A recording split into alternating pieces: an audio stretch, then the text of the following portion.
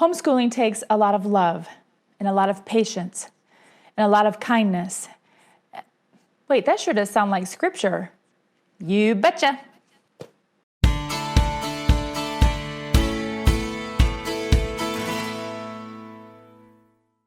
Hey everybody, I'm Darlene Taylor, the Recycled Mom. And yes, today is another video in our Rest and Grace series, which is a collaboration with the Homeschooling Grammy and Mommy and Mia Homeschool Chronicles. And our theme today is built around 1 Corinthians 13 and verses 4 through 7, and I'm going to read those for you. Charity suffereth long and is kind. Charity envieth not. Charity vaunteth not itself, is not puffed up, doth not behave itself unseemly, seeketh not her own, is not easily provoked, thinketh no evil, rejoiceth not in iniquity, but rejoicing in the truth, beareth all things, believeth all things, hopeth all things, endureth all things. Charity never faileth.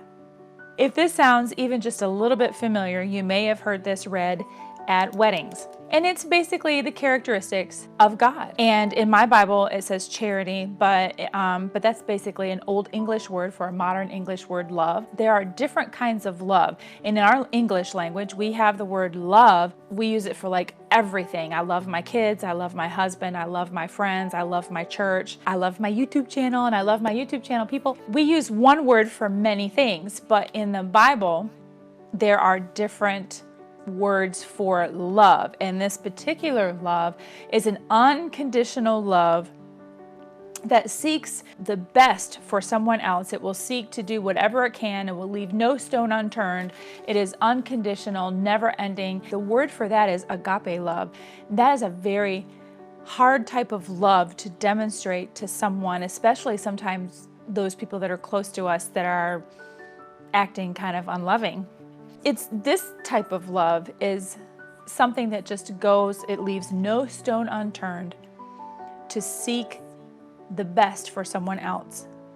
And this type of love we need to be reminded of over and over and over again. And in love, when it talks about charity suffereth long and is kind, and it goes down this whole list, this is the very definition of God. These are His characteristics.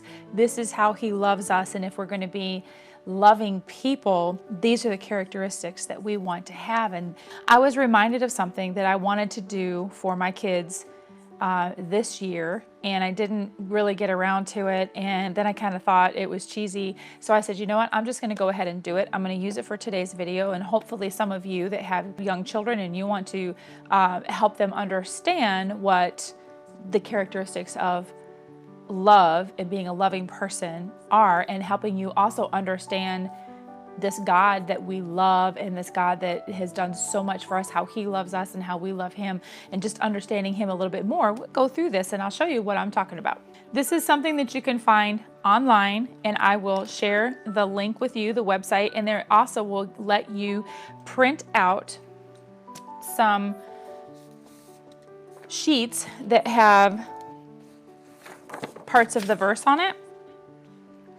See how this? Love is patient, love is kind. And we have several pages that I printed out. See, it has different, so it has all of it on there. And you can print these on cardstock, and you can cut them out and you can hang them up.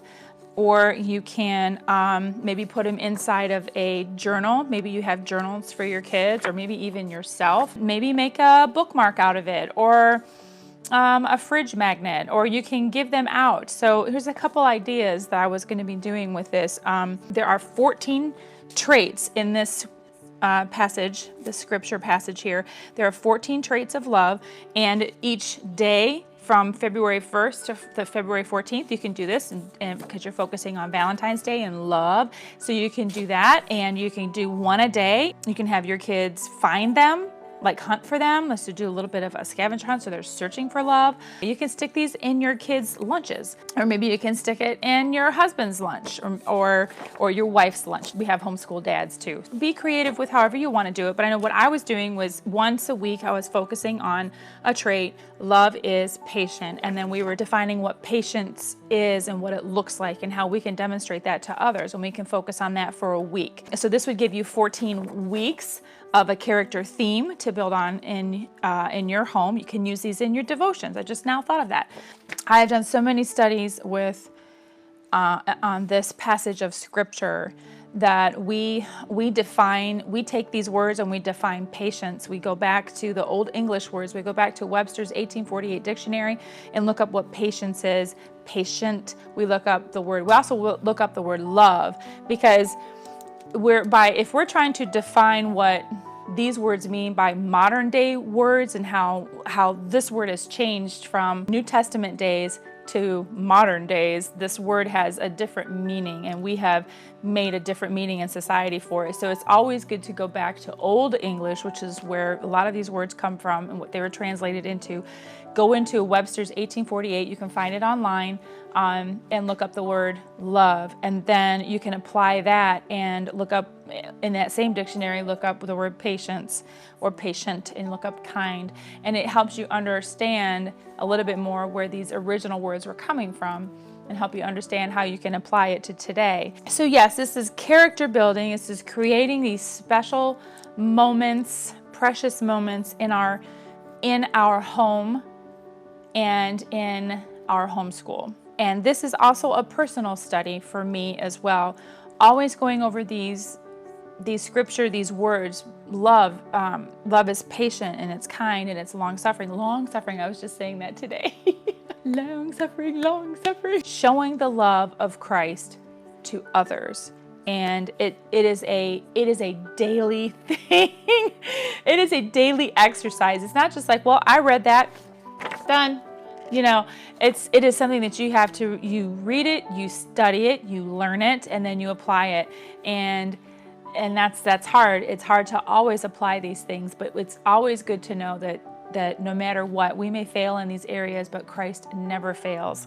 If we can exercise these things here at home, then we're going to be able to exercise them with other people outside of our home. We get so focused on doing everything outside of the home that we forget about the people inside. And it's so important to be able to do this at home, because it's usually the people that are closest to us that get hurt the most and taken for granted. Do check out the playlist link for our Rest in Grace series. Ingrid and Kim and I have videos in there back to January of this year, and we're going to be going all the way through December. And also check out the link I'll post to this wonderful little activity that you can do for yourself or for your home, for your kids, or maybe in your homeschool co-op. So I hope that this was a blessing to you, and I will catch you in the next video. Thanks for watching.